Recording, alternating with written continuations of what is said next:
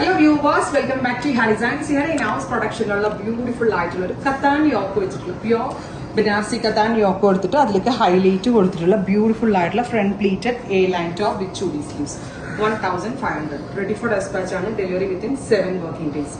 നല്ല രസമുള്ള ഒരു brownish burgundy tone 1500 ready for dispatch.